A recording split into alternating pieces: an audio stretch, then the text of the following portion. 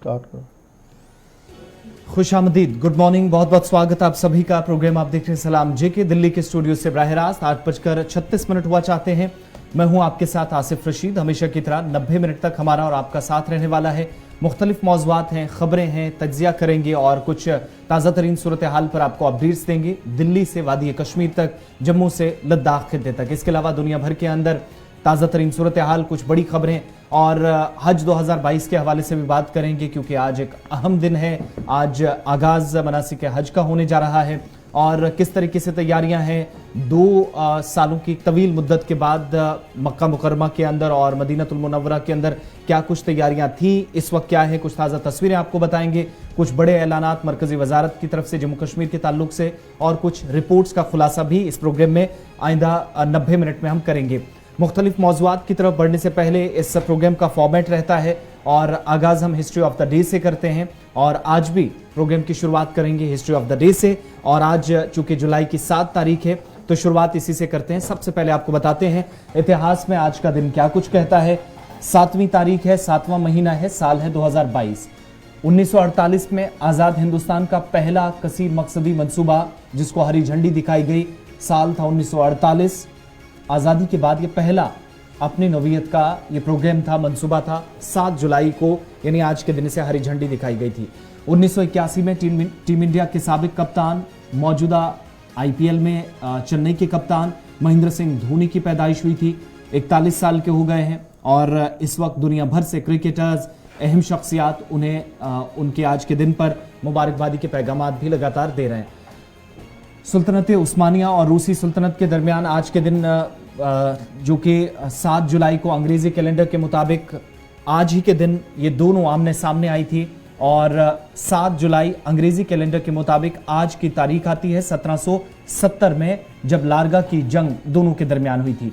और 1903 में अंग्रेजों ने फौलानी सुल्तनत आज के दिन खरीद ली थी। आज से ठीक 119 बरस कबल तारीख थी 7 जुलाई की, साल था 1903।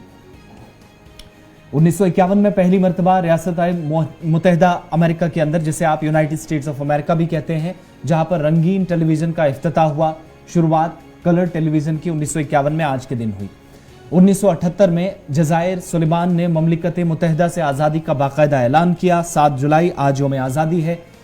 ब्रिटिश म्यूजियम में 1753 में पार्लियामेंट के एक एक्ट के जरिए आज के दिन कायम किया गया था। ब्रिटिश में पहला म्यूजियम था अपनी नवीयत का और क्वीन एलिजाबेथ की उस वक्त की इजाज़त के बाद भी 1753 में पार्लियामेंट के एक्ट के बाद इसे कायम किया गया था, लेकिन इजाज़त क्वीन एलिजाबेथ ने भी दी थी। और 7 जुलाई 1898 को अमेरिका ने हवाई जजायर पर कब्जा किया था। ये पहली अपनी नवीयत की कामयाबी अमेरिका मानता है 7 जुलाई 1898 को। हिस्ट्री ऑफ द डे में यह मालूमात थी। आप प्रोग्राम में मजीद आगे बढ़ेंगे और टेलीविजन स्क्रीन पर आप हमें तो देख ही रहे हैं, लेकिन साथ ही साथ यूट्यूब और फेसबुक पर भी वक्फे से हमारी लाइव नशरियात जारी हैं। वहां पर भी अपनी आरा से हमें ज़रूर आगाह कीजिएगा। इसके अलावा ट्विटर, इंस्टाग्राम और दीगर समाजी राब्ता साइटों पर हमारे साथ रहिए। www.gulistannews.in जो कि हमारी ऑफिशियल वेबसाइट है, वहां पर भी आपको वीडियोस और तस्वीर के अलावा तहरीरी मवाद मिलेगा, तो उस कंटेंट को देखने और पढ़ने के लिए भी वहां जाएं और अपनी आरा से हमें जरूर आगाह करें। अब आगे बढ़ेंगे शुरुआत प्रोग्राम की। Executive editor Ishfaq Gauhar programme में स्टूडियो में हमारे साथ मौजूद हैं। शुरुआत खबरों की करते हैं।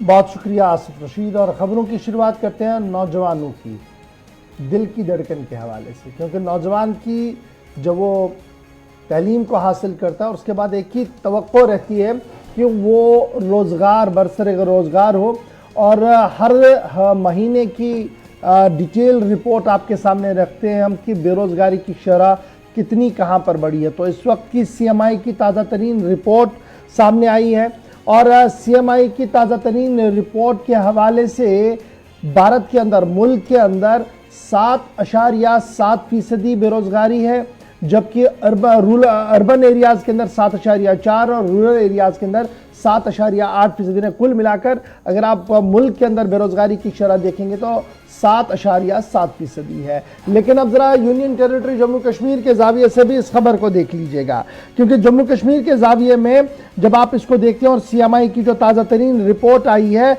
उसके मुताबिक बेरोज़गारी की शरह 17.2% जून के महीने में रिकॉर्ड की गई है। 17.2 2% जून के महीने में बेरोजगारी रिकॉर्ड की गई है। लेकिन इसमें थोड़ी सी तसल्ली इसलिए है कि 1% के आसपास कमी जो है ये हुई है पिछले महीने के मुकाबले में। यानी सीएमआई ने जो नेशनल एवरेज रिकॉर्ड किया था वो 7.7%, मैंने पहले ही आपको बता दिया, 7.4 रूरल इंडिया के अंदर और 7.8 अर्बन के अंदर है।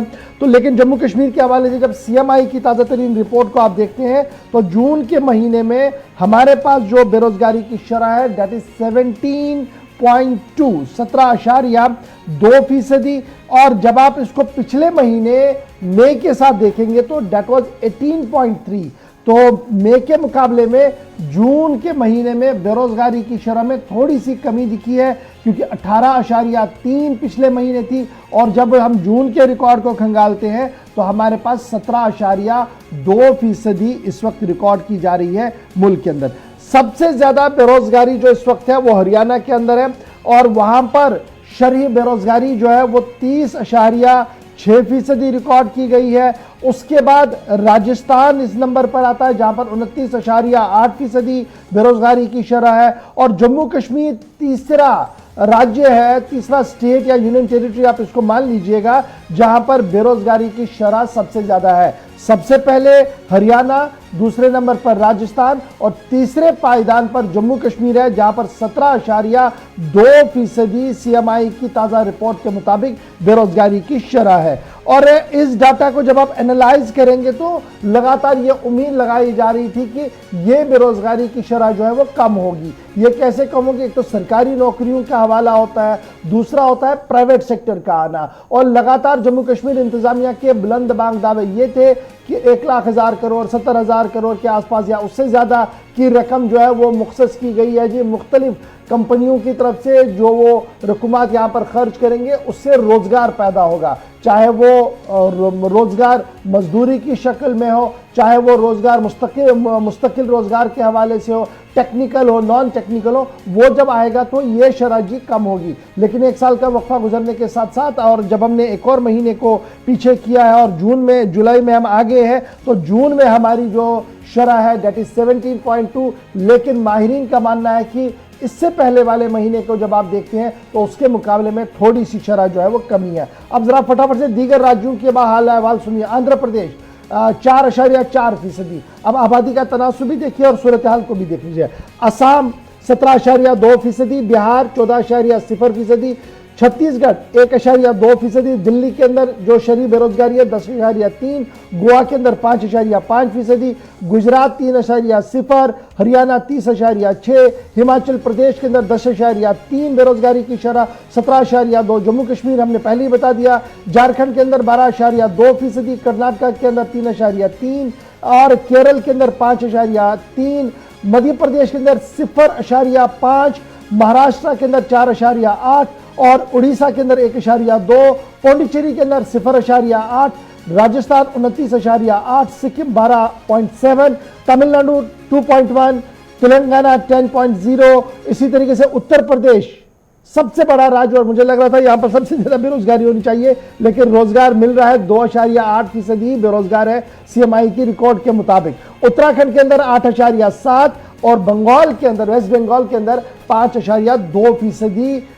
जून के ये जो रिकॉर्ड आया है हमारे पास, ये जून का है, ये हमने आपके सामने रख दिया। तो कुल मिलाकर थोड़ी सी राहत जरूर है, 1% के आसपास कमी जरूर देखने को मिली है, लेकिन जम्मू कश्मीर अभी भी तीसरे पायदान पर है। और ये सूरत हाल अपने सन 2019 से पहले की भी देखनी पड़ेगी और उसके बाद की भी देखने की पड़ेगी। और वो उस बीच जो तकरीरें पार्लियामेंट से लेकर बाहर तक हुई है, रोजगार की जमानती की जो बातें हुई हैं, वो कितनी नाफिजुल अमल हो रही है वो इस रिपोर्ट से सामने आ रहा है। अगर सरकार कई बार इन रिपोर्टों को नजरअंदाज कर चुकी है और कहा गया कि जो बेसिक पैरामीटर्स है उन्हें फॉलो नहीं किया गया है, इसलिए वो इन रिपोर्ट्स को नहीं मानती है, कई बार इन रिपोर्ट्स को टो भी किया जाता है। बहरहाल खबर यह है कि बड़े इदारे सीएमआई की तरफ से जो पूरे मुल्क का आंकड़ा दिया जाता है हर महीने वो आ चुका है और उस हिसाब से हमारे पास 17.2% बेरोजगारी की शरह इस बार जम्मू कश्मीर के अंदर है। जी आसिफ, कुल मिलाकर सरकार अपनी कामयाबी ये मानती है कि 25% से हमने 15, 17, 18 तक लाया है। मुख्तलिफ इकदाम हुए हैं, उसके तहत ये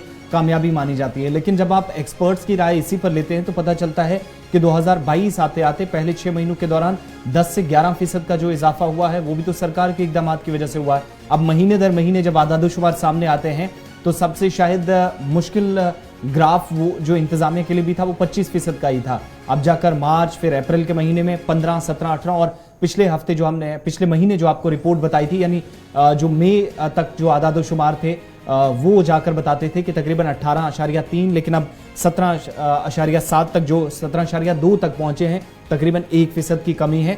इसे भी सरकार अपनी बड़ी कामयाबी मानते हैं। लेकिन नाकदीन इसको उस 12% को भी साथ जोड़कर देखते हैं जो इस साल महंगाई बढ़ी है। महंगाई के साथ साथ बेरोजगारी की शरह में 11.8% तक का इजाफा हुआ है। आगे बढ़ते हैं, बात जरा अमरनाथ यात्रा के हवाले से भी आप हर गुजरते दिन के साथ आपको अपडेट्स देना जरूरी है, क्योंकि यात्रा कुछ वजूहात से रुकी थी, फिर दोबारा शुरू हुई। दर्शन करने वालों के आदादोशुमार क्या बताते हैं और जम्मू से काफिला जो रवाना हुआ है वो कहां पहुंचा, सारी अपडेट्स आपको बताएंगे। कल जहां पर यात्रा दोबारा बहाल की गई थी तकरीबन 12 से 15 घंटों तक रोकने के बाद दोनों रास्तों से, तो नए काफिले में कुल मिलाकर 12,000 के करीब यात्रियों ने दर्शन किए पवित्र गुफा के। और इसके अलावा साथ साथ वो आदादोशुमार भी सामने आ रहे हैं। मुख्तलिफ वजूहात से इनमें एक हादसा हुआ था और कुछ लोग बीमारी की वजह से भी इंतकाल कर गए थे। इसी यात्रा के दौरान 6 से बढ़कर ये तादाद 8 तक पहुंच गई है। 2 मजीद यात्रियों ने अपनी जान गंवा दी है और दोनों रास्तों से बालतल और बेस कैंप से होते हुए कुल मिलाकर 12,000 मजीद यात्री जिन्होंने पवित्र गुफा पहुंचकर, मुकद्दस गुफा तक पहुंचकर जिन्होंने दर्शन किए हैं। अब यहां से इंतजामिया क्या करती है, 12,000 को डिवाइड करती है 2-2 ग्रुप्स में। जो बेस कैंप है यानी जहां यात्रियों को दर्शन करने के बाद, तस्वीरें आपके सामने कल रात से आज सुबह तक की है, सर्दी भी काफ़ी शिद्दत की है, अंदाज़ा इस बात से लगाया जा सकता है, लेकिन यात्रा फिलहाल इस वक्त जारी है। कुल मिलाकर दोनों रास्तों से जिन लोगों को जाना होता है तो उनको 6,000 के ग्रुप में बांट दिया जाता है वापसी के रास्ते। नीचे से ऊपर जाते वक्त 7 से 8 तक हजार तक का भी ग्रुप गया, लेकिन ऊपर से जो नीचे आते हैं उनको 6-6 हजार का। और पिछले काफिले में यानी जो इन 24 घंटों के दौरान जिन्होंने दर्शन किए 12,000 के आसपास ये तादाद। इधर वो तारीख भी सामने आ गई है जब छड़ी मुबारक को भी वादी कश्मीर में जनूबी हिस्से से रवाना किया जाएगा। इशफाक, अब बिल्कुल छड़ी मुबारक के हवाले से कल महान दीपेंद्र गिरी की तरफ से शेड्यूल जारी कर दिया गया है और महान दीपेंद्र गिरी की तरफ से जो बयान जारी किया गया उसके मुताबिक श्री अमरनाथ की यात्रा जो चल रही है इसमें छड़ी मुबारक को निकाला जाएगा, भूमि पूजन भी होगा और इस तरीके से जो ट्रेडिशन है शंकराचार्य से शारका देवी मंदिर, शारका देवी से अखाड़ा और अखाड़ा से अखाड़ा बिल्डिंग से फिर साउथ कश्मीर की ओर जाना है, उस हवाले से डिटेल जो है वो ऑलरेडी जारी कर दी गई है। और छड़ी मुबारक जो है पहलगाम के लिए 13 जुलाई को रवाना होगी। कल महान दीपेंद्र गिरी की तरफ से भी इस बात का ऐलान जो है वो कर दिया। साधुओं का एक बड़ा काफिला उनके साथ रहता है। फिलहाल यात्रा के हवाले से ये खबर है कि दोनों बेस कैंप्स हो, चाहे बालतल हो या पहलगाम हो, दोनों से यात्रा को थ्रू कर दिया गया। कल रोकना इसलिए पड़ा था एहतियातन क्योंकि मतलब आलूद था, बूंदाबांदी हो रही थी, तो उस वजह से कई सुबह के वक्त थोड़ी देर रोक दी गई थी, उसके बाद बराबर चल रही थी और रात देर गए तक हज़ारों की तादाद में यात्रियों ने जो है वो दर्शन किए। तकरीबन 75,000 से ज़्यादा यात्री जो है वो इस वक्त जम्मू के अंदर भी या मुख्तलिफ इलाकों के अंदर है जिन्होंने कश्मीर आना है और वो कश्मीर आकर पवित्र गुफा के दर्शन करके वापस भी चले जाएंगे। तो इंतजामात मुकम्मल किए गए हैं जम्मू से लेकर गुफा तक। और न सिर्फ आप इस तरीके से भाई खुद आकर श्री अमरनाथ श्राइन बोर्ड ने इस बात का भी ऐलान कर दिया कि वर्चुअली भी, लगातार हम आपको बता रहे हैं कि वर्चुअली भी यानी घर बैठे भी अगर आप दर्शन करना चाहते हैं, खुसूसी पूजा करना चाहते हैं तो उसके हवाले से बाज़ाब्ता तौर पर रजिस्ट्रेशन होगी और आपको बाज़ाब्ता तौर पर घर बैठे ये सारी चीज़ें दर्शन भी करवाए जाएंगे, प्रसाद भी मिलेगा और सब चीज़ें जो है वो आपको मिलेंगी। ये तो थी बात जनाब अमरनाथ यात्रा के हवाले से। अब ज़रा बात करते हैं मनासिक हज के हवाले से। आज से मनासिक हज का आगाज़ हो गया है और कल से ही लब्बैक अल्लाहुम्मा लब्बैक के नारों से पूरी मक्का की फिजा जो थी वो गूंज उठी थी। मनासिक हज की अदायगी का आगाज़ हो गया है और इस सिलसिले में जहां पर मक्कातुल मुकर्रमा यानी सऊदी अरब के अंदर आज़मीन हज आज से मनासिक हज की अदायगी का जो आगाज़ ऑलरेडी कर चुके हैं और चूँकि वक्त की सिर्फ जो टाइम शेड्यूल रहता है वो आगे पीछे भारतीय वक्त के मुताबिक हज का सबसे जो अहम रुकन आज़म वकूफ़ उर्फ़ा जो कि 9 ज़िलहज को होगा, लेकिन उससे पहले तैयारियां क्या हैं ये ताज़ा तस्वीरें आपके सामने। पिछले 12 घंटों के दौरान जो तमाम आज़मीन मदीना मुनव्वरा से ज़ियारत करने के बाद या जिन की डायरेक्टली मक्का फ़्लाइट थी और जो जद्दा से कुछ मक्का पहुँचे, बड़ी तादाद में 10 लाख के करीब इस बार चूँकि सऊदी हुकूमत की इजाज़त है तो 10 लाख आजमीन दुनिया भर से इकट्ठे हुए हैं। और अब जो फैसला लिया गया है, मनासिक हज की अदायगी के साथ साथ सिर्फ आजमीन हरम पाक के अंदर दाखिल होंगे। सिर्फ आजमीन का मतलब ये हुआ कि पहले जो अमले के लोग जाते थे, पानी बेचने वाले जाते थे, जो बॉटल्स फरोख्त करते थे, इसके अलावा एक वो अमला होता था जो आपके साथ साथ डॉक्यूमेंट्स, अगर कहीं आपको किसी का कोई बैग, किसी का कोई चीज़ रह जाती थी तो वो आपको साथ या आप तक पहुंचाने में मदद करता था। तो अमले के अहलकारों के अलावा, यानी सिक्योरिटी ऑफिशियल्स के अलावा और आजमीन के अलावा हरम पाक में किसी को भी दाखिले की इजाजत नहीं होगी। ये दो चीजों के चलते फैसला लिया गया। एक तो सिक्योरिटी रिव्यू, क्योंकि सऊदी गार्ड साथ साथ एक्सरसाइज भी कर रहे हैं, कल से तस्वीरें आपको बताई है हमने। इसके अलावा कोविड की वजह से, क्योंकि सख्त गाइडलाइंस हैं, तो बगैर मास्क के और बगैर आजमीन के यहाँ कोई भी इसमें बड़ी दो चीजें बड़ी इंपॉर्टेंट है जो हम इस बार देख रहे हैं कि सऊदी एस्टैब्लिशमेंट ने की है। रॉबर्ट्स का इस्तेमाल हो रहा है सैनिटाइजेशन के लिए, एक तो ये है, और दूसरा जो आब ज़मज़म का पानी है या पीने का पानी भी अंदर सारिफीन को देना है, हाजी साहिबान को देना है, उस हवाले से भी जदीद टेक्नोलॉजी का ही इस्तेमाल किया जा रहा है ताकि कम से कम ह्यूमन कांटेक्ट और ज़्यादा से ज़्यादा लोग जो है वो वहाँ पर परफॉर्म कर सके। तो 2 साल की पाबंदियों के बाद 10 लाख के करीब हुजाज किराम हज की अदायगी करेंगे और आज मिन्ना की जानिब रवानगी होगी। और दुनिया के मुख्तलिफ मुल्कों से आए हुए आज़मीन आज और कल जिलहज यानी 7 और 8 जिलहज की दरमियानी शब को मक्कतुल मुकर्रमा से मिना के लिए रवानगी करेंगे, जहां पर वो रुकेंगे और उसके बाद ये सिलसिला जो है वो चलेगा। और इस सिलसिले में तमाम तर जो इंतजामात हैं सऊदी हुकूमत के वो करा दिए गए हैं। और ये कहा गया कि ये जनाब पिछले साल के मुकाबले में सऊदी इंतजामिया के जो डाटा आया है उसके मुकाबले में ये कहा गया कि अगरचे तादाद थोड़ी सी कम ज़रूर आपको नज़र आएगी, लेकिन पिछले साल के मुकाबले में इस साल अरेंजमेंट्स में भी बेहतरी है और ज़ायरीन जो हाजी साहिबान आए हैं उनके चेहरे भी मुस्कुराए हुए हैं, क्योंकि पाबंदियाँ बहुत ज़्यादा ख़त्म कर दी गई हैं और तकरीबन ये 12 बिलियन के करीब लोग टोटल होंगे जो फरीज़ हज अदा करेंगे इस दौरान। तो लगभग शुरुआत हो गई है। बिल्कुल, कुछ शराइत रखी गई हैं और शराइत वही कोविड की, चूंकि रहनुमा खुतूत भी है। फुल तस्वीरें एक बार फिर से दिखाइएगा, क्योंकि तस्वीरें रात भर से अब तक की है। आजमीन मक्का पहुंचना शुरू हुए थे तब से लेकर अब तक की। और इस सिलसिले में एक तो RT-PCR टेस्ट जो है वो नेगेटिव तमाम आजमीन का होना चाहिए, वो एक लाजमी करार दिया गया है और मास्क को लाजमी करार दिया गया है। इसके अलावा आपके पास जो डॉक्यूमेंट्स है उसमें किसी भी किस्म की गड़बड़ी होती है। 325 अफराद अब तक गिरफ्तार हो चुके हैं सिर्फ इस सिलसिले में, जो कि अभी तक परमिट के बगैर, जो आजमीन खुद को कह रहे थे लेकिन यहां पहुंचे थे, तो सख्त कार्रवाई उनके खिलाफ भी हुई है और वहां के कानून के मुताबिक आगे की कार्रवाई की जाएगी। 325 अफराद ऑफिशियली अब तक गिरफ्तार हुए हैं जो आजमीन बताते थे लेकिन परमिट के बिना यहां पहुंचे थे। और अब चूंकि सनीचर का भी इंतजार है और मनासिक हज की अदायगी का एक अहम रुकन है वकूफ अरफा, और मस्जिद निमरा से जब खुतबा भी दिया जाएगा सनीचर के रोज, तो उसके बाद फिर आप देखेंगे कि इस बार बड़ा दिलचस्प होगा। फ्राइडे को भी यह खुतबा, बिल्कुल, सैटरडे को भी यह खुतबा और संडे को भी यह खुतबा होगा। यानी बिलतरतीब 3 दिन आपको खुतबा जो है वो देखने को मिलेगा। और हम भी कोशिश करेंगे कि वक्फे से आपको सऊदी हुकूमत या जो मनासिक हज है वहाँ पर किस तरीके के इंतज़ामात है, वहाँ पर क्या कुछ चल रहा है, आपको वक्फे से अपडेट भी करेंगे। आप बने रहेंगे जी गुलिस्तान न्यूज़ के साथ। और 9 जिलहज को वकूफ़ अरफा होगा, जुम्मा भी होगा, यानी कल का दिन होगा। उस दिन जो खुतबा होगा इंशाल्लाह हम कोशिश करेंगे कि आप तक वो बराह रास्त पहुँचाएँ ताकि आप भी मुशर्रफ हो जाए उन कलिमात के साथ जो वहाँ पर अदायगी होगी। तो तस्वीरें आप देख सकते हैं जी कल से लेकर अभी तक की मनासिक हज के हवाले से। चलिए आगे बढ़ते हैं, बात अब जरा जम्मू कश्मीर के मौसम की करते हैं। लद्दाख सबसे पहले आपको लिए चलते हैं और उसके बाद बताएंगे जम्मू कश्मीर के अंदर भी बदलती मौसमियाती सूरत हाल ने कैसे कुछ इलाकों में नुकसान पहुंचाया है। लद्दाख के अंदर मौसम बदलते ही 3 से 4 गांव जो पिछले 1 हफ्ते के दौरान हम देख रहे हैं कि रुक रुक कर कुछ इलाकों में बारिश हुई थी और बर्फ भी पिघल रही है साथ साथ, तो उसकी वजह से भी नुकसान है। कई गाँव में सैलाबी रेले आए हैं और इसकी जद में 3 से 4 गाँव आए हैं लद्दाख के बहुत सारे इलाकों में, जहां पर बताया जाता है कि इंतजामिया की जानिब से पहले से ही एडवाइजरीज भी जारी की गई थी और लोगों को अब कुछ मकामात से निकालकर महफूज मकामात पर मुंतकिल किया गया है। जो इब्तदाई रिपोर्ट्स आई कल रात को भी हमने बताया था कि कुछ गाँव जो कि जंस्कार रेंज में आते हैं करगिल के और कुछ जम्मू कश्मीर से यानी खित्ता चिनाब के उस पर भी जाएंगे, लेकिन ये तस्वीरें करगिल की हैं। उन गांवों की जहां पर बताया जाता है कि दूर दराज इलाकों में तकरीबन 4 बजे के बाद एक बार फिर बादल फटने का वाकया पेश आया और एक बार फिर से नुकसान की इतलात हैं। जो रिपोर्ट सामने आई वो ये भी बताती है कि संकू के अंदर जो ठंगुमदार ब्लॉक है, ब्लॉक संकू है करगिल का, यहाँ तकरीबन 4 बजे के आसपास बादल फटने का वाकया पेश आया, जिसके बाद अचानक से मड स्लाइड ने एक पूरे गांव को अपनी चपेट में ले लिया।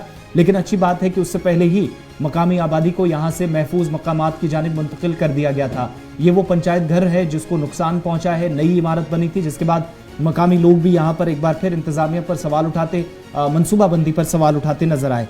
संकू ब्लॉक का है, बताया जाता है कि 4 बजे के बाद जब अचानक क्लाउड ब्रस्ट हुआ, बादल फटे, इसके बाद से ही काफी ज्यादा जमीनों को भी नुकसान पहुंचा है। जरी अराजी थी, सीजनली कुछ लोग जो खेती बाड़ी करते हैं वो आसपास नदी नालों में जहां अचानक सतह आब में इजाफा हुआ है वहां नुकसान पहुंचा है। इसके आसपास स्टकपा का जो पंचायत घर है, नया पंचायत घर था, अभी काम शुरू नहीं हुआ था, इसका काफी नुकसान हुआ है। ये लद्दाख की तस्वीरें आपके सामने हैं जहां पर अभी तक जो रिपोर्ट्स हैं कि करगिल के मुख्तलिफ हिस्सों में पिछले 5 से 6 दिनों के दौरान 4 मुख्तलिफ ऐसे गांव हैं जहां लोगों को बहुत ज़्यादा नुकसान उठाना पड़ा है। और जानी नुकसान अभी तक तो कोई नहीं हुआ है, अभी ऐसी इतलात नहीं है, मगर माली नुकसान की काफ़ी ज़्यादा इतलात हैं और ये पिछले 3 दिन से मिल रही थी। ये तस्वीरें कल शाम की भी हैं और उससे पहले की भी, जो सैलाबी रेले आए जिसकी जद में मकामी आबादी आई है, लेकिन जानी नुकसान से बचाने के लिए इंतजामिया ने लोगों को महफूज मकामात पर भी मुंतकिल कर दिया है। मोहम्मद इसहाक हमारे साथ करगिल से गुलिस्तान न्यूज़ नुमाइंदा इस वक्त ज्वाइन किए हुए हैं। इसहाक, बहुत शुक्रिया ज्वाइन करने के लिए। क्या कुछ अब अपडेट है, सूरत हाल ताज़ा तरीन क्या है? क्योंकि 72 घंटों के दौरान तकरीबन 3 से 4 ऐसे गांव हैं जहां इतलात हैं कि तबाही के मनाजिर देखे गए। किसी हद तक सूरत हाल कंट्रोल में है, नुकसान कितना ओवरऑल हुआ है और जो इमदादी कार्रवाइयां वो कहां तक पहुंची हैं इंतजामिया की जानिब से? जी आसिफ, आपको बताते चले इस वक्त जो है सूरत हाल यकीनन कंट्रोल्ड है। दूसरी जानिब जो कि सांकू सब डिवीजन का स्तकपा इलाका, वहां से 40 हाउस होल्ड को इवैक्यूएट करके हायर सेकेंडरी सांकू में लाया है। आपको बताते चले स्तकपा गांव में तीसरी बार लगातार फ्लैश फ्लड सैलाब आया है और उसकी वजह से स्तकपा गांव में एक अहम पुल सैलाब के जद में आया है, साथ ही साथ 2 लिंक रोड और जो गवर्नमेंट इंफ्रास्ट्रक्चर हैं, बिल्डिंग हैं, 2 गवर्नमेंट बिल्डिंग जो है सैलाब के जद में आया है। और मंगबोर गांव में सैलाब आने की इम्कानात को मद्देनजर रखते हुए और उसके खदशा देखते हुए एडमिनिस्ट्रेशन ने वक्त पे वहां के लोगों को 40 हाउस होल्ड को सांकू हेडक्वार्टर में शिफ्ट कर वहां पे लोगों को इवैक्यूएट किया है। और वहां पे इंतजामिया की जानिब से कल रात जितने भी हाउस होल्ड को शिफ्ट किया सांकू, वहां पे लोगों को रखा गया, उनको इंतजामात जो है अलग अलग फैसिलिटीज पहुंचाने की कोशिश की गई। दूसरी जानिब थंगदुम्बुर की बात करें, थंगदुम्बुर जो कि सांकू में पड़ता है, वहां पे भी काफी फ्लश फ्लड आने की वजह से काफी माली नुकसान हुई है और जुज़वी तौर पे गवर्नमेंट बिल्डिंग भी जो है सैलाब के जद में आया है।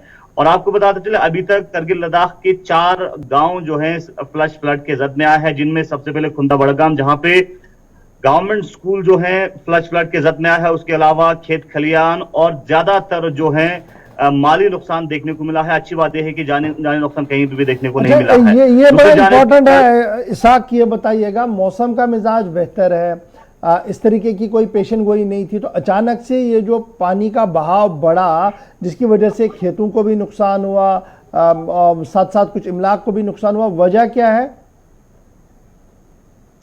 जी गौर साहब, आपको बताते चले जब जब भी जुलाई और अगस्त में मौसम में इजाफा होता है और लद्दाख के अंदर करगिल में इस साल दर्जा हरारत में बहुत ज्यादा इजाफा देखने को मिला। दर्जा हरारत 37 डिग्री सेल्सियस टच कर गए। इस वजह से मेल्टिंग ऑफ ग्लेशियर्स एक सबसे बड़ा सबब है और ग्लेशियर मेल्ट होने की वजह से स्टीम के जो पानी है वो जो है ज्यादा बढ़ने की वजह से मड स्लाइड में तब्दील हुए और सैलाब आए उस वजह से एक।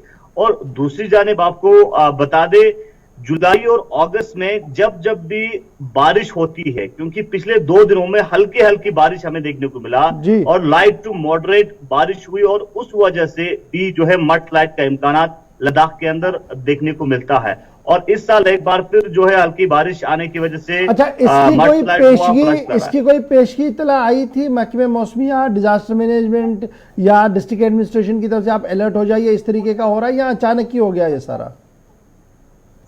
जी, एमएटी मेट्रोलॉजिकल सेंटर लद्दाख की जानिब से एक एडवाइजरी जारी किया गया था और उसमें बताया था कि मौसम में दर्जाहरारत में इजाफा और आने वाले वक्त में लाइट टू मॉडरेट जो रेनफॉल है वो मड स्लाइड का इम्कान आ सकता है, इस वजह से इस तरह के इल्लात मिला। जी चलिए, बहुत शुक्रिया जी इसाक हमारे साथ ज्वाइन करने के लिए। जहां लद्दाख की हम आपको बात बता रहे हैं कि मौसमियाती तब्दीली की वजह से अचानक नदी नालों में पानी आया जिसकी वजह से नुकसान वहां पर हुआ है, वहीं पर कल रात से खबर यह भी है कि जनाब सूबा जम्मू के किश्तवाड़ इलाके में भी इसी तरीके की सूरत हाल बनी हुई है और वहां पर भी जो क्लाउड बर्स्ट हुआ था मड़वा दक्षिण इलाके के अंदर, और उसकी वजह से काफ़ी ज़्यादा नुकसान जो है वो कई इलाकों के अंदर देखने को मिला है और कम से कम जो राबता सड़कें हैं वो मुतासर हुई हैं, 2 फुट ब्रिज वॉश आउट हुए हैं और जो यात्रा वहां से जा रही है शायद उसमें भी इस पूरे मामले से खलल पड़ा है। बिल्कुल, बताया ही जाता है कि 3 से 4 ये पिछले 5 दिनों से हम आपको बता रहे हैं कि कुछ जो आर्जी पुल बने थे मुख्तलिफ इलाकों के अंदर उन्हें नुकसान पहुंचा, जिसकी वजह से चूंकि 28 तारीख से 27-28 तारीख से इसी महीने तैयारी थी कि मचेल यात्रा भी कराई जाए, इंतजामात को हतमी शक्ल दी जा रही थी, लेकिन शायद वो सिलसिला मुतासिर हुआ है क्योंकि पुल काफ़ी डैमेज हुए हैं। और बड़ी बात यह है कि बहुत सारे ऊपरी इलाकों में जहां राब्ते मुनक़ता होने से ज़िला हेडक्वार्टर्स के साथ जब आपके राब्ते कट गए या मुनक़ता हुए तो उसका मतलब ये हुआ कि इंतजामिया के सामने चैलेंजेस हैं और वो तमाम लोग जो इसी सीजन में यानी गर्मियों के दौरान ही जब दक्षिण पाडर और इसके आसपास के इलाकों के लोग निचले इलाकों में आना जाना उनका शुरू होता है, एक बार फिर से उनके लिए मुसीबत बनी है। अब इतलात ये हैं कि इंतजामिया की जानिब से एहतियातन कई रास्तों को बंद किया गया और बाकायदा पब्लिक नोटिस जारी किया गया है। एक तो जो चिनाब पावर प्रोजेक्ट है, चिनाब के ऊपर जो पावर प्रोजेक्ट है वहां कहा गया कि तरसीली लाइनों को कोई छूने की कोशिश ना करें, इलेक्ट्रिक पोल्स के आसपास ना जाएं ताकि किसी भी तरीके से नुकसान, जानी नुकसान ना हो। दूसरा ये उन एरियाज के अंदर जहां पर पानी की सतह में अचानक इजाफा हुआ है, नदी नालों के आसपास और चिनाब के आसपास, इनमें बहुत सारे नालों का जिक्र ट्वीट करके जिला तरक्याती कमिश्नर ने इस बात की वजाहत की, तस्दीक भी कर दी कि तूफानी सूरत हाल बहुत सारे इलाकों में है, लिहाजा इससे बचने के लिए फौरी इकदाम की जरूरत है और मकामी सतह पर यह जिम्मेदारी अवाम की भी है कि किसी भी तरीके से हादसे से, नुकसान से, किसी साने से बचने के लिए वो इन इलाकों का रुख ना करें। तो 6 से 7 तस्वीरें खुद ही बता रही है कि कितना भयानक है क्लाउड बर्स्ट है और कहा जा रहा है कि खड़ी फसलें भी इसकी जद में आई हैं। सीधे अजय शान के पास चलेंगे जी जो इस वक्त हमारे साथ है। अजय, बहुत शुक्रिया जी ज्वाइन करने के लिए। कल से हम इस खबर को परस्यू कर रहे थे कि क्या कुछ सूरत हाल है, आप ग्राउंड जीरो पर मौजूद हैं, अब क्या कोई राहत की खबर है, कितना नुकसान हुआ है, क्या अभी तक कोई इत्तला इस हवाले से? जी बिल्कुल, वो देखिए जो कल जो क्लाउड बर्स्ट हुआ था उससे दक्षिण का किबर नाला, शिरजी का नाला और पाटर का मसू नाला, यहाँ पर काफी मिकदार में जो ये स्लश है, जिस तरह से तस्वीरें भी दिखा रहे हैं, तो अचानक जो है वाटर लेवल तो रेज हुआ था, मलबा भी भारी तादाद में नीचे आ गया था, जिसकी जद में कई छोटे बड़े पुल आगे हैं जो कि फुट ब्रिजेज हैं। उसके अलावा जो आटे की चक्कियां होती हैं जो नदी नालों के किनारे पर बनाई जाती हैं और ग्रामीण इलाकों में इसका काफी चलन है, वो बह गई हैं। एग्रीकल्चर क्रॉप है, ये जो पेड़ हैं उनका नुकसान हुआ है, लेकिन गनीमत की बात ये रही है कि किसी जानी नुकसान का अभी तक कोई कहीं से इतला नहीं है। हालांकि कल एक लेडी जो किबर नाला के घाट में फंस गई थी, उसको मकामी पुलिस ने उसको रेस्क्यू करके सेफ अपने घर पहुंचा दिया है, लेकिन जानी नुकसान अभी तक नहीं हुआ है, लेकिन माली नुकसान काफी हुआ है। यहाँ भी आपको बताते चलो कि पाटर में चिटो यात्रा और दक्षिण में हुद माता यात्रा आजकल चल रही है, कहीं ना कहीं खराब मौसम के चलते उस पर भी असर पड़ा है। हालांकि मचेल यात्रा अभी देर से होने वाली है, लेकिन जो कल फ्लश आया है जो मसूल आने में, उस वजह से गुलाबगढ़ और कुंडेल रास्ता भी बंद हो गया है। यानी जो मचेल यात्रा का जो ट्रैक है वो पूरी तरह से कहीं ना कहीं तबाह हो गया है। जो यात्रा हो सकती है कि उसका शेड्यूल थोड़ा चेंज हो, लेकिन फिलहाल जो हमारे पास खबरें हैं कि देर शाम आते आते हालात में सुधार बेशक हुआ है, लेकिन अभी भी फोरकास्ट है कि मौसम आने वाले 2-3 दिन में खराब रहेगा, जिसके चलते प्रशासन ने लोगों को कहा कि वाटर बॉडी से दूर रहे, क्योंकि जो अचानक कल जो दिन को ये क्लोड बस्ट हुआ है उससे बहाव बढ़ा है नालों में। अब ये जो सिंथन टॉप रोड है वहां की क्या अपडेट है? वहां से चलने की इजाजत है? क्योंकि बालाई हिस्सों में अभी भी हल्की बारिश के इम्कानात जाहिर किए जा रहे हैं। जी बिल्कुल, जो सिंथन रोड थी उसमें परसों जो स्थिति बनी हुई थी आज उसमें बेहतरी आई है, क्योंकि जो बीती रात है कोई बारिश नहीं हुई है, जिस वजह से प्रशासन को भी थोड़ी राहत मिली है। और जो वो रास्ता उसको थ्रू किया गया है वो गुलाबगढ़ और कुंडेर जो कि मचेल माता का ट्रैक है वहां पर ट्रैफिक रोक दिया गया है, क्योंकि जो मलबा हटाने का काम वहां पर चल रहा है। बाकी रास्ते अभी जो हमारे पास खबरें हैं उनको थ्रू कर दिया गया है। चलिए, बहुत बहुत शुक्रिया जी हमारे साथ ज्वाइन करने के लिए, अजय शान, और डिटेल्स को शेयर करने के लिए। फिलहाल बढ़ते हैं जी आगे। बात जब डोडा, किश्तवाड़, भद्रवाह की हो रही है तो आपको ये भी बताते चले कि इन इलाकों से काफ़ी शिकायतें भी आ रही थी और अब उन शिकायतों का अजाला करने के लिए इंतजामिया भी मुतहरिक हुई है और जल शक्ति महकमे ने फोरफ्रंट पर आकर अपने मुलाजमीन के खिलाफ कार्रवाई करने का फैसला ले लिया है। बड़ी खबर हम आपको बता रहे हैं कि डिपार्टमेंटल इंक्वायरी शुरू कर दी गई है 11 इंजीनियरों के लिए जिनका ताल्लुक जल शक्ति डिपार्टमेंट से है, और ये इंक्वायरी 15 दिन के अंदर अंदर मुकम्मल करने के हवाले से हिदायत जारी कर दिए गए हैं। और ये इंक्वायरी तब शुरू हुई जब ये कहा गया कि जल शक्ति महकमे के तहत जो काम पिछले कई महीनों से या पिछले कई सालों से चल रहा था उस काम में बड़े पैमाने पर धांधलियां हुई हैं और execution of water supply schemes जो था वो उस क्राइटेरिया नोट के मुताबिक नहीं हुई है जिस तरीके से होनी चाहिए थी। आपने फोन कॉल्स पर भी और हमने अपने ग्राउंड रिपोर्ट में भी कई बार इस बात का खुलासा किया था कि कई स्कीमें कागजात पर बहुत अच्छी है, नक्शे बड़े अच्छे बनाए गए हैं, लेकिन ग्राउंड जीरो पर आकर पता लगता है कि उन स्कीमों का हाल बेहाल है और सरकारी खजाने को चूना लगा है। 11 इंजीनियर जिनका ताल्लुक जल शक्ति डिपार्टमेंट से है, जिनमें executive engineer, assistant engineer rank और जूनियर इंजीनियर रैंक के अफसर हैं, उनके खिलाफ यह कार्रवाई होगी। और इस सिलसिले में डिस्ट्रिक्ट डेवलपमेंट कमिश्नर डोडा ने बाज़ाब्ता तौर पर एक तहरीरी हुक्मनामा DDC/ADM PHE 2021-22/15325-28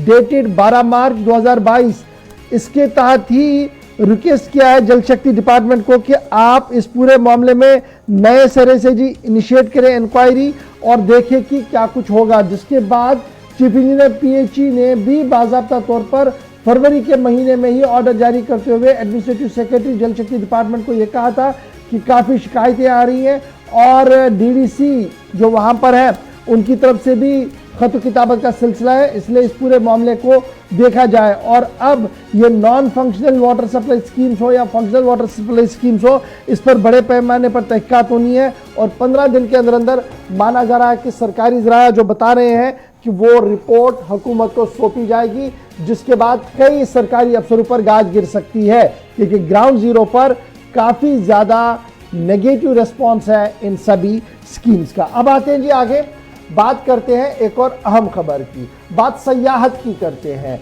टूरिज्म की करते हैं, क्योंकि सयाहत को लेकर जम्मू कश्मीर एडमिनिस्ट्रेशन ने एक और बड़ा फैसला लिया है। और ये बड़ा फैसला है कि सयाहत को फ़रोग देने के लिए अब सयाहों को घरों में क़याम की सहूलियात फराहम करने के ख्वाहिशमंद शहरियों के लिए बाज़ाब्ता तौर पर इंतज़ामिया की तरफ से नोटिस जारी कर दिया गया है, यानी वो गाइडलाइन जारी कर दी गई है, नोटिफिकेशन जारी कर दी गई है कि होम स्टे अगर कोई किसी को कराना चाहे गेस्ट को तो कैसे वो कर सकता है।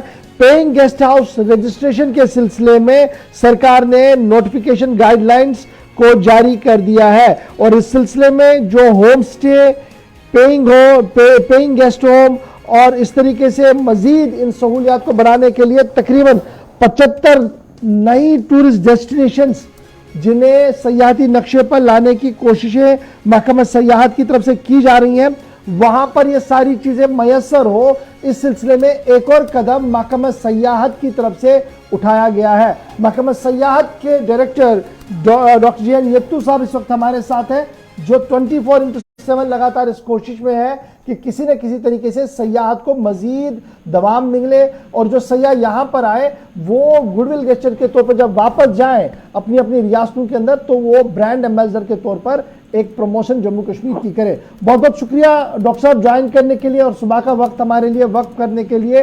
सबसे पहली बात, इससे पहले भी हम लगातार देख रहे थे कि कई इकदाम उठाए जा रहे थे सयाहत को फरोग देने के हवाले से, लेकिन इस बार जो एक फैसला इंतजामिया की तरफ से लिया गया है कि रजिस्ट्रेशन का अमल आसान किया जाएगा और होम स्टे को और बढ़ावा दिया जाएगा। और ये जो 75 नई जगहें हैं, क्या ये अभी तक टूरिस्ट मैप पर नहीं है और अब ये टूरिस्ट मैप पर आएंगी?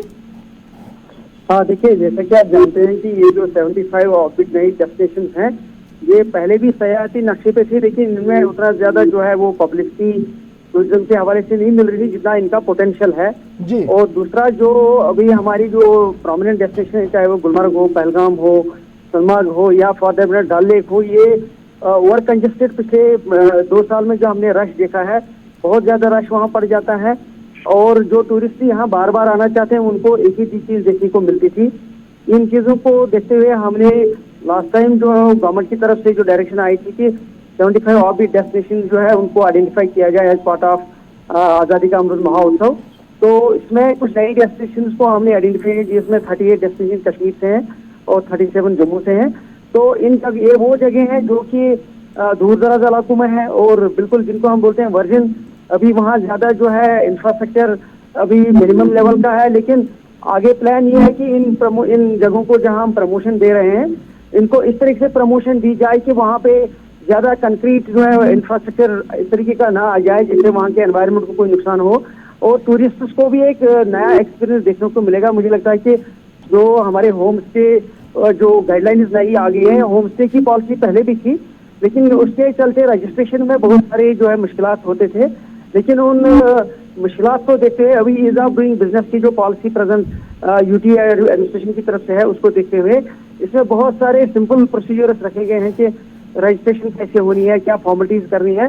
तो उसके चलते मुझे उम्मीद है कि आने वाले दिनों में हमें जो है इन ऑब्वियस डेस्टिनेशन में जो अकोमोडेशन की प्रॉब्लम है या जो लोगों को इकोनॉमी है या टूरिज्म को बढ़ावा देने के हवाले से ज्यादा लोकल कम्युनिटी को इन्वॉल्व करने की बात है। मुझे लगता है कि डॉक्टर साहब, बड़ा इंपॉर्टेंट ये है कि हम देखते हैं कि माजी में जब एक रियासत हुआ करती थी, पूरी जम्मू कश्मीर लद्दाख रियासत थी, तो उस वक्त भी साबिका वजीर सयाहत नवाब निज़ाम जोरा साहब ने इस कॉन्सेप्ट को मुतारफ कराया था कि होम स्टे हो और ये जो पेइंग गेस्ट हाउसेज है ये बनाया जाए। और हमने देखा कि गांधरबल के कई इलाकों के अंदर वो कायम किए गए, वोलर के पास कायम किए गए, लेकिन बाद में वो दम तोड़ बैठे। उस पुरानी स्कीम और इस नई कोशिश में कितना फर्क है? और जो ये दफ्तरी तवालत है, क्या ये ऑनलाइन है या ऑफलाइन है? किस तरीके से ये मुकम्मल होगी?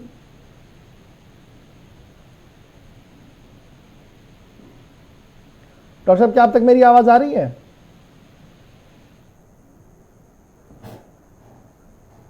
चलिए, कोशिश करेंगे कि दोबारा से डॉक्टर साहब से बात हो ताकि उनकी बात मुकम्मल हो। फिलहाल होम स्टे के तस्वुर को मुतारुफ कराया गया है, यानी सयाह अब किसी के भी घर में रह सकता है। अब ये किसके घर में रह सकता है, उस होम स्टे के लिए बड़ा ज़रूरी है कि जो लवाजमात हैं उन्हें पूरे करना होगा और उसके साथ साथ ये नई जो डेस्टिनेशंस को मुतारुफ कराने की कोशिश की जा रही है, इससे कहीं ना कहीं सयाहत को फायदा मिलेगा। डॉक्टर साहब, बहुत शुक्रिया दोबारा ज्वाइन करने के। लाइन कट गई थी, इसलिए मैं जरा अपना सवाल दोबारा दोहराऊंगा। इससे पहले भी माजी में इस तरीके की कोशिश हुई होम स्टे और इस तरीके से गेस्ट हाउसेस बनाने का, और फिर जब रजिस्ट्रेशन प्रोसेस को देख रहे थे वो काफी तवील था और बहुत सारे लोग इसको रास्ते में छोड़ जाते थे। क्या इस बार कोई नया सिस्टम है जिससे ये सारी तवालत कम हो और ज्यादा से ज्यादा लोग इसके साथ जुड़े? हाँ बिल्कुल, देखिए अब की बार हमने इसको प्रॉपर्ली प्लान तरीके से जो है वो लॉन्च किया हुआ है। पिछले 2 महीने से ग्राउंड वर्क ऑलरेडी चल रहा है कि वर्कशॉप चल रहे हैं जहाँ पे लोकल कम्युनिटी को जो लोग इंटरेस्टेड है अपनी रजिस्ट्रेशन कराने में या होम स्टे बनाने में, उनकी कैपेसिटी बिल्डिंग का प्रोग्राम पिछले 2 महीने से जारी है। इसमें मिशन यूथ के जरिए से, टूरिज्म डिपार्टमेंट के जरिए से और जो डिस्ट्रिक्ट एडमिनिस्ट्रेशन है उसके जरिए से काम हो रहा है। और हमने पहले ही प्लानिंग करी है कि लोगों को कैसे ट्रेन किया जाएगा रजिस्ट्रेशन के हवाले से, कैसे उनकी हैंड होल्डिंग की जाएगी, वो प्रोफेशनल तरीके पर अपना जो है ये होम स्टे चलाएं। और उस हवाले से सारी ग्राउंड वर्क जो है कंप्लीट सारा हो गया है और मुझे उम्मीद है कि आने वाले दिनों में we should see a very good response. और काफी मुझे लगता है कि लोगों में इस हवाले से पॉजिटिव एटीट्यूड है कि they want to have home stage और they want to offer homely services to the tourist, जिससे एक तो उनकी इकोनॉमी भी बढ़ जाएगी और हमारा टूरिज्म का जो है ब्रांड नेम गुरुद्वारा से हो जाएगा, जो कि होम स्टे के हवाले से होगा। अच्छा डॉक्टर साहब, ये जो होम स्टे वाला कॉन्सेप्ट है, इसके लिए कोई सेट क्राइटेरिया कि क्या मकान होना चाहिए, या कोई भी गांव देहात में इसके लिए अप्लाई कर सकता है? उसमें देखिए जो फंडामेंटल रिक्वायरमेंट है वो है कि आपके पास मिनिमम 4 कमरे होने चाहिए, जिसका बेसिक बेंचमार्क है। अगर किसी के पास 4 कमरे हैं, वो 4 कमरों को कन्वर्ट कर सकता है एज ए होम स्टे।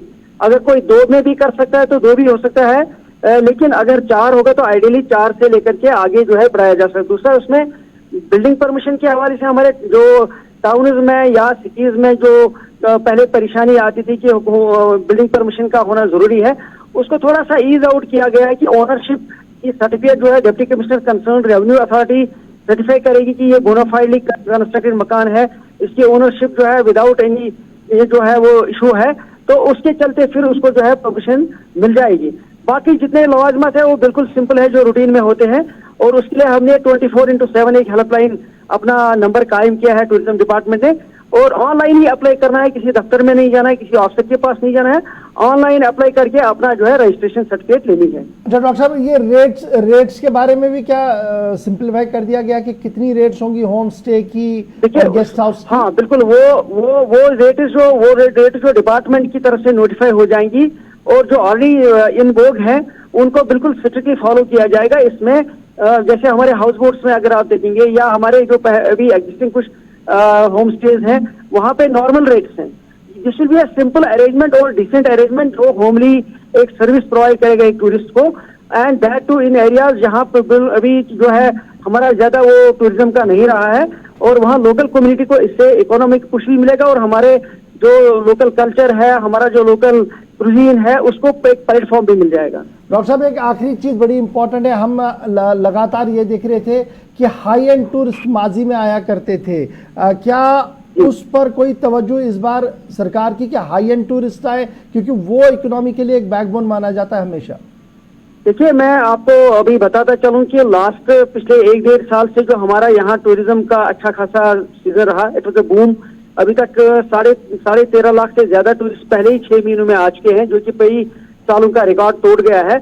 उसमें अगर आप देखेंगे almost high and tourist he sir आया, जो नॉर्मली हमारे मुल्क से लोग बाहर यूरोप जाते थे या मिडिल ईस्ट जाते थे या बाकी जगहों पे जाते थे, तो वो सारे का सारा टूरिस्ट पिछले पैंडेमिक के बाद यहाँ डाइवर्ट हो गया है, और वही टूरिस्ट आ रहा है। लेकिन अब उस टूरिस्ट को डिफरेंट एक्सपीरियंस देने के लिए और उनको एक नई जगहों पे जो है वो अट्रैक्ट करने के लिए ये पहल की गई है, और उस हवाले से अभी हमने जो इंटरनेशनल लेवल पे भी कुछ प्लान किया हुआ है कि प्रमोशनल कैंपेन हम चलाने जा रहे हैं। रिसेंटली आपने देखा होगा 2-3 महीने पहले हमारे दुबई में भी एक आउटरीच प्रोग्राम हुआ, और इस हवाले से कुछ और कंट्रीज में भी आगे आने वाले दिनों में हमारा प्लान है to have this kind of promotional campaign, ताकि इंटरनेशनल टूरिज्म भी आ जाए। और यहाँ का हाई एंड टूरिस्ट के लिए हमने डिफरेंट जगहों पे पब्लिसिटी कैंपेन चलाए, जिसमें ऑलमोस्ट हमारी मेजर सिटी चाहे दिल्ली हो, कलकत्ता हो, हैदराबाद हो, अहमदाबाद हो, मुंबई हो, ये सारी सिटीज जो है खासतौर से जो कॉर्पोरेट ग्रुप्स को कैटर करना है, इनके लिए हमने पब्लिसिटी प्लान फाइनलाइज किया है, और विद इन 1 वीक जो है वो स्टार्ट हो जाएगा। बहुत बहुत शुक्रिया डॉक्टर जे नियतू साहब, महकमा सयाहत के डायरेक्टर कश्मीर, बता रहे थे कि होम स्टे और गेस्ट हाउसेज और क्या कुछ किया जा रहा है ताकि ज़्यादा से ज़्यादा सयाह जो है यहाँ पर रुक सके। अब ज़रा एडमिनिस्ट्रेशन के बाद बात ज़रा सियासत की भी करते हैं, और सियासत में सबसे पुरानी पार्टी मुल्क के अंदर कांग्रेस, और कांग्रेस जम्मू कश्मीर के जाविये से जब आप देखते हैं तो इंतशार की शिकार। बिल्कुल, जम्मू कश्मीर के अंदर एक और कांग्रेस में उस वक्त मूड आया जब 12 घंटे पहले गुलिस्तान न्यूज़ पर आपने खबर सबसे पहले देखी थी, जहां मौजूदा तकरीबन 7-7.5 वर्षों से पार्टी की क़यादत करने वाले और जम्मू कश्मीर प्रदेश कांग्रेस के सदर गुलाम अहमद मीर की तरफ से मुस्ताफ़ी होने का ऐलान किया गया, और बाकायदा उनने पार्टी के बुरी सदर सोनिया गांधी को एक खत लिखा, जिसमें आगे का जो भी हाईकमान का फैसला होगा वो उनने कबूल है के तौर पर ज़रूर बात कही। लेकिन जिस तरीके से उसके बाद बातें निकल कर सामने आई हैं, या जो ज़राया कंफर्म कर रहे हैं कि पार्टी इस वक्त जम्मू कश्मीर में अगला सदर कौन होगा, इसे लेकर 2 धड़ों में तकसीम होती नजर आ रही है।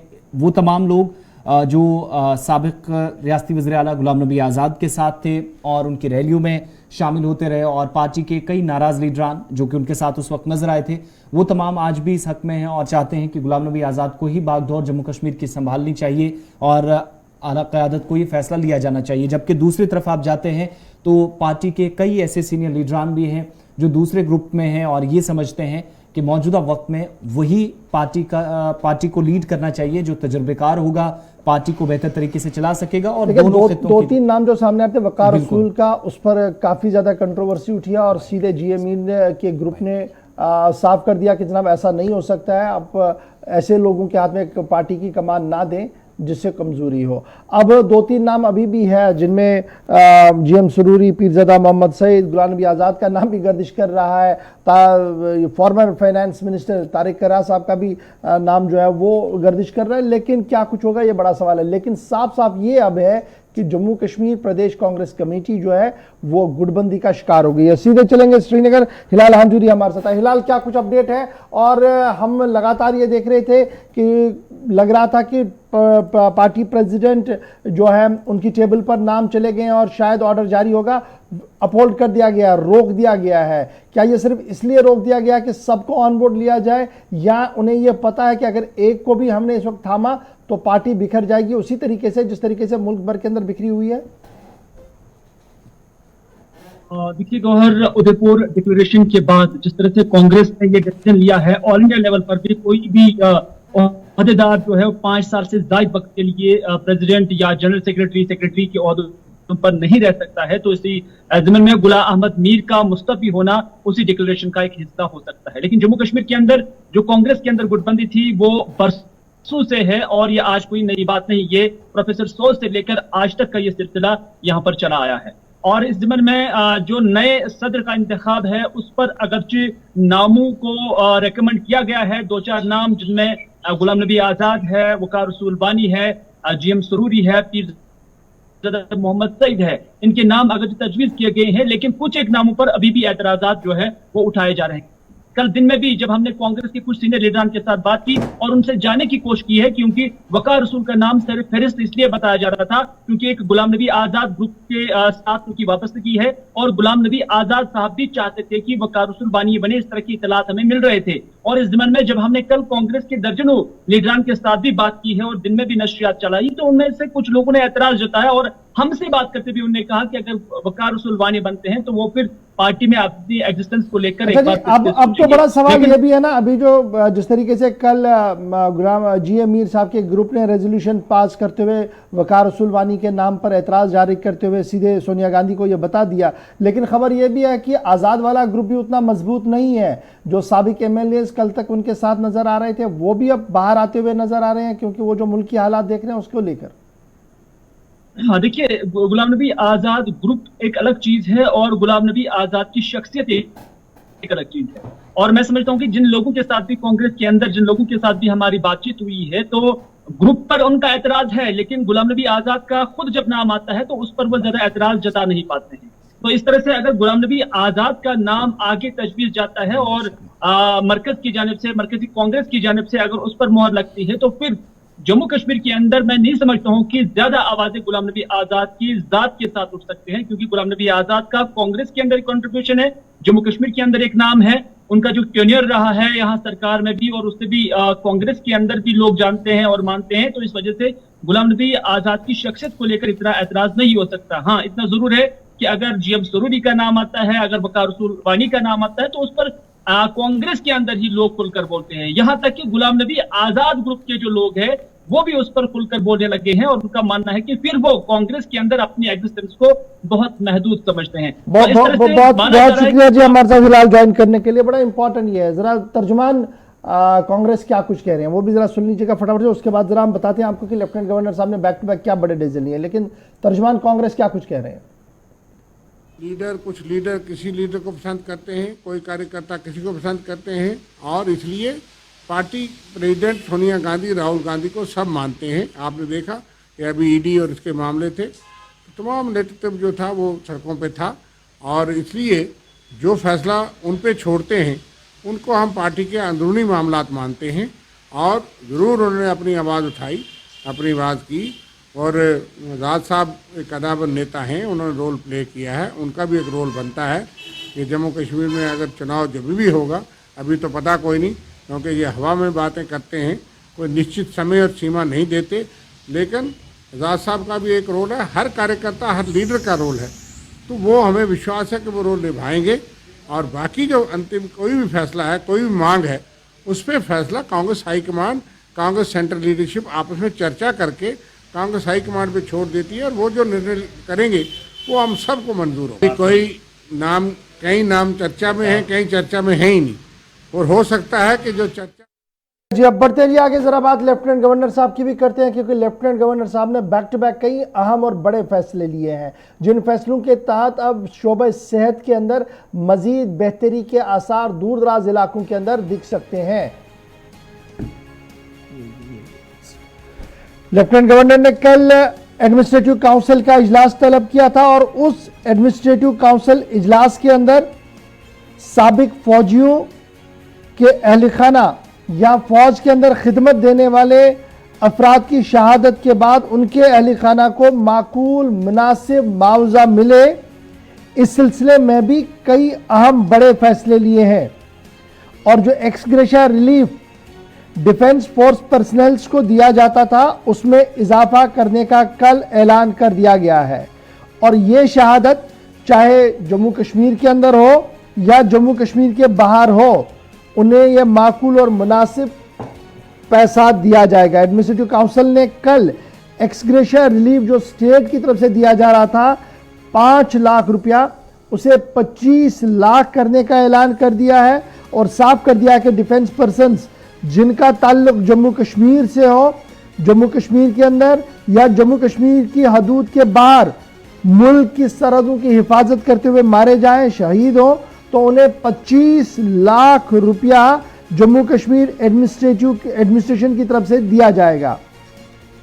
और दूसरा अहम फैसला जो लिया गया एडमिनिस्ट्रेटिव काउंसिल के अंदर, उसमें कहा गया कि इंप्रूवमेंट और अपग्रेडेशन रोड नेटवर्क का होगा, इंफ्रास्ट्रक्चर का होगा, और साफ यह कर दिया गया कि ट्रांसपोर्ट नगर नरवाल जो है, इस पर इस बार खुसूसी मेहरबानी होगी, और जम्मू के इस ट्रांसपोर्ट नगर पर 33.57 करोड़ रुपए के प्रोजेक्ट को मंजूरी दे दी गई है, और प्रोजेक्ट को 1 साल के अंदर अंदर मुकम्मल करने की भी हिदायत कल लेफ्टिनेंट गवर्नर साहब की तरफ से दे दी गई है। ट्रांसपोर्ट नगर में कम से कम 1 से 1.5 लाख लोग बराह रास्त काम करते हैं, और वहां पर गाड़ियों को पार्क करने की जगह, पैसेंजर शेड, काउंटर शेड और दीगर दुकानें बनाने और वेयरहाउस बनाने, गोडाउन बनाने के हवाले से काम को हाथ में लिया जाएगा। यह दूसरी बात। तीसरी बात जो एडमिनिस्ट्रेटिव काउंसिल का सबसे अहम और बड़ा फैसला था, वो ये था कि health and medical education department 100 bed अस्पताल, मदर एंड चाइल्ड केयर यानी जच्चा बच्चा अस्पताल की तामीर करेगा रजौरी इलाके के अंदर। लिम्बेरी रजौरी के इलाके को चुन लिया गया है, जहां पर जच्चा बच्चा अस्पताल के कयाम को मंजूरी मिली है। 100 बेडेड अस्पताल वहां पर बनेगा। सैंक्शन अस्पताल का कर दिया गया है कि कंस्ट्रक्शन जो होगी वो नेशनल हेल्थ मिशन के दायरे के तहत की जाएगी, और इस पर 47.232 करोड़ रुपया सरफ होगा अस्पताल के मुकम्मल होने पर।